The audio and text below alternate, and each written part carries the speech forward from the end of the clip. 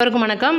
இன்னைக்கு பார்த்தீங்கன்னா, அல்லாவின் திருப்பெயரால் அப்படின்னு சொல்லலாம். எல்லாம் அல்ல இறைவனின் அருளால் அப்படின்னு சொல்லிட்டு அண்ணே சொன்ன மாரியே சொல்லலாம். இன்னைக்கு இஃப்தார் நிகழ்ச்சியில விஜய் அண்ணன் வந்து எல்லாம் வல்ல இறைவனின் அருளால் நாம நினைச்ச டார்கெட்டை நம்மளால நிச்சயமா அடைய முடியும். நிறைய ஒரு வதந்திகளுக்கு முற்றுப்புள்ளி வச்சுட்டார் அப்படின்னு சொல்லலாம். இன்னைக்கு பார்த்தீங்கன்னா, செங்கல்பட்டு மாவட்டம் மாமல்லபுரத்தில் அந்த ஒரு ஹோட்டலில் பயங்கரமாக இஃப்தார் நிகழ்ச்சி நடந்துச்சு. இன்னைக்கு ஃபுல்லுமே விஜய் அவர்கள் நோன்பு இருந்து நோன்பு திறக்கிறதுக்காக இன்னைக்கு பல்வேறு ஏற்பாடுகள் பண்ணி 1000 பேருக்கான அனுமதி கொடுத்து இன்னைக்கு நல்லாவே நோன்பு திறக்கிற நிகழ்ச்சி நடந்து முடிஞ்சிச்சு. முடிஞ்சதுக்கப்புறமா பார்த்தீங்கன்னா, இப்போ பல்வேறு அரசியல் களங்களில் ஒரு நிறைய வதந்திகள் பரவிட்டு இருக்கு.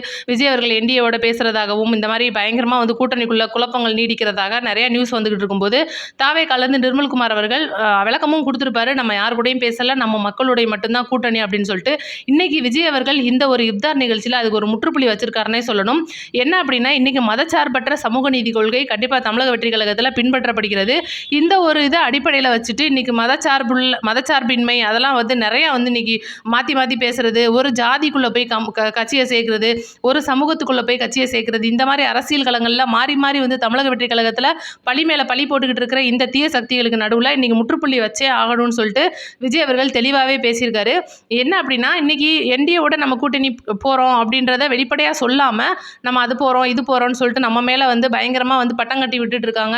ஏன் அப்படின்னா, இன்னைக்கு என்டிஏவோட கூட்டணி போயிட்டா நம்ம மேலே காவிச்சாயத்தை பூசிடுவாங்க அப்படின்றது சொல்லப்படாத உண்மை. அப்படிதான் வந்து இன்னைக்கு எல்லாம் அந்த மாதிரி ஒரு பக்கம் போயிட்டு இருக்கு. இன்னொரு பக்கம் பார்த்தீங்கன்னா, ரஜினி ரசிகர்கள் அப்படின்னு சொல்லிட்டு சில பேர் வந்து கொந்தளிச்சு இன்னைக்கு ஒரு மாதிரியா வந்து திமுக சைடாக ஆதரவாகவும் இன்னைக்கு தமிழக வெற்றி கழகம் மற்றும் ரஜினி அவரோட ரசிகர்கள் வந்து ஒரு மாதிரியா படையெடுத்து கிளம்புற மாதிரிலாம் ஒரு பிம்பத்தை ஏற்படுத்துகிறாங்க. இதுக்கு வந்து முற்றுப்புள்ளி வைக்கிற விதமாக இன்றைக்கி விஜய் அவர்கள் தெளிவாக பேசியிருக்காருன்னு சொல்லணும். ஏன் அப்படின்னா, இன்றைக்கி பார்த்தீங்கன்னா புதுச்சேரியில் இருக்கிற அந்த ஒரு அரசியல் களத்தில் பார்த்தீங்கன்னா 30 வேட்பாளர்கள் விஜய் அவர் ரெடி பண்ணி வச்சிருக்காரு. இருந்தாலும் கூட என்ஆர் காங்கிரஸ் அண்ணா ரங்கசாமி அவரோட கூட்டணி பேச்சுவார்த்தை போயிட்டு இருக்கிறனால தான் அந்த வேட்பாளர் பட்டியல் இன்னும் வெளியில் வரல அப்படின்ற ஒரு போக்கு வந்து இன்றைக்கி புதுச்சேரி மாநிலத்தில் தொடருது.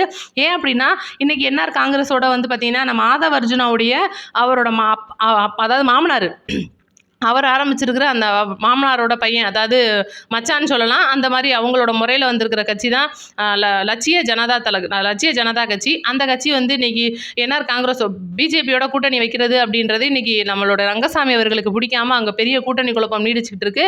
அவங்கள இவருக்கு பிடிக்கலை அப்படின்றனாலையும் அதனால வந்து என்ஆர் காங்கிரஸ் ஆன ரங்கசாமி அவர்கள் அந்த ஒரு கூட்டணியிலேருந்து வெளியில் வந்துட்டாரு. இன்னைக்கு கண்டிப்பாக வந்து இன்னைக்கு தமிழக வெற்றி கழகத்தோட கூட்டணி அமைக்க போகிறாங்க. தமிழக வெற்றி சைட்லேருந்து அவங்களுக்கான ஒரு துணை முதலமைச்சர் பதவி கூட கொடுக்கலாம் அப்படின்ற ஒரு பேச்சுவார்த்தை வந்து மறைமுகமாக போயிட்டு இருக்கு. இது புதுச்சேரி மாநிலம். ஆனால் பார்த்தீங்கன்னா, இங்கே வந்து தமிழ்நாட்டில் தான் இந்த மாதிரி பண்ணிட்டு இருக்காங்க. கூட்டணி பேச்சுவார்த்தை அப்படின்றது அண்டர் கிரவுண்டில் நடக்குது. இவங்களுக்கான கூட்டணி அப்படின்றது சீக்கிரம் அமைய போகுது. இது வந்து ஒரு துணை முதல்வர் ஆகிற அளவுக்கு விஜய்க்கு வந்து பவர் இருக்குது அப்படின்றது எல்லாமே வந்து முழுக்க முழுக்க புதுச்சேரி மாவட்டத்துக்குரியது. ஆனால் பார்த்தீங்கன்னா, தமிழக மக்களின் மனதை குழப்புற அளவுக்கு இங்கே நடக்கிற அரசியல் களம் அப்படின்றது ஒரு பக்கம் போயிட்டு இருக்கு. நான் ஏற்கனவே சொன்ன மாதிரி திமுக கூட்டணியில் பல்வேறு விரிசல்கள் விழுந்துகிட்டு இருக்கு. இன்றைக்கி கூட பார்த்திங்கன்னா மார்க்சிஸ்ட் கம்யூனிஸ்ட் வந்து 5 சீட்டுக்கு அடிமையாயிட்டாங்க அப்படின்னு சொல்லணும். என்னென்னா எப்படி சொல்கிறது, இன்றைக்கி 5 சீட்டுக்கு அடிமையாகி போனால் மார்க்சிஸ்ட் கம்யூனிஸ்ட் அப்படின்றது ஒரு பக்கம் ஒதுங்கி இருந்தாலும் கூட நம்மளுடைய விடுதலை சிறுத்தை கட்சியான நம்மளுடைய திருமாவளவன் அவர்கள் கூட்டணியில் நீடிப்பாரா அப்படின்றது ஒரு கேள்விக்குறி. இதுக்கான விளக்கம் அப்படின்றது நான் ஏற்கனவே காலையிலேயே கொடுத்துருந்தேன். ஆனால் இந்த ஒரு வீடியோ அப்படின்றது எதுக்கு அப்படின்னா, இன்றைக்கி இஃப்தார் நோம்பு திறப்பு நிகழ்ச்சியின் போது விஜய் அவர்கள் கிளம்பி உள்ளே வந்திருக்கும் போது பயங்கர தேர்தல் படையினர், நம்ம வீடியோலேயே நம்ம ஏற்கனவே நிறையா லைவ்லேயே வந்து பேசியிருப்போம் அதை பற்றி.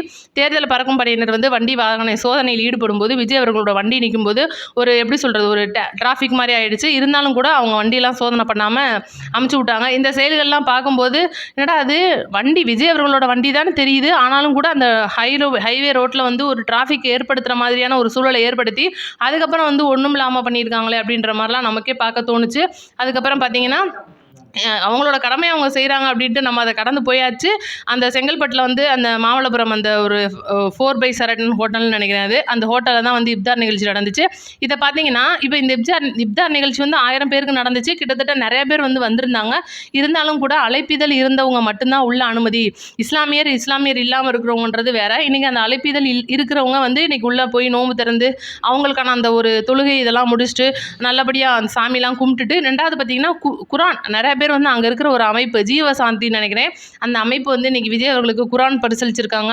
அதுக்கப்புறம் பார்த்தீங்கன்னா அந்த மெக்கான்னு சொல்லுவாங்க, அது தெரியும் நிறைய பேருக்கு, இஸ்லாமியர்களுக்கு தெரியும். மெக்கா மதீனான்னு சொல்லிட்டு ஒரு பாக்ஸ் மாதிரி இருக்கும். அது வந்து ஒரு வெளிநாட்டில் இருக்குது. அந்த ஒரு பாக்ஸை வந்து இன்றைக்கி விஜய் அவர்கள் கையில் எடுத்துகிட்டு வந்து அவங்களுக்கு அதை கொடுக்குற மாதிரிலாம் நிறையா வந்து இன்றைக்கி அந்த சம்பவங்கள்லாம் நடந்துச்சு.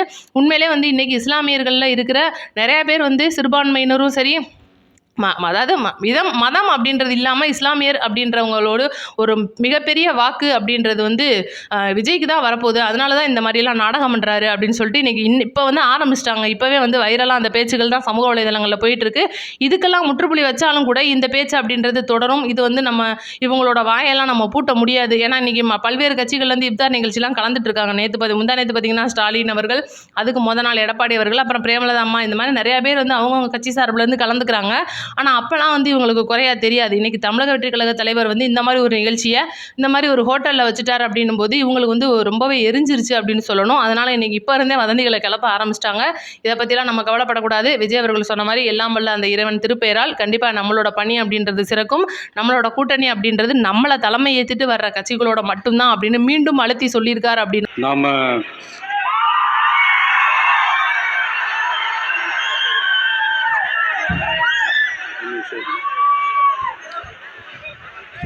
நாம் அரசியலுக்கு வந்ததிலிருந்தே நம்மளை பற்றி நிறையா சில வதந்திகள் எல்லாமே சொல்லிகிட்டு இருக்காங்க இல்லையா?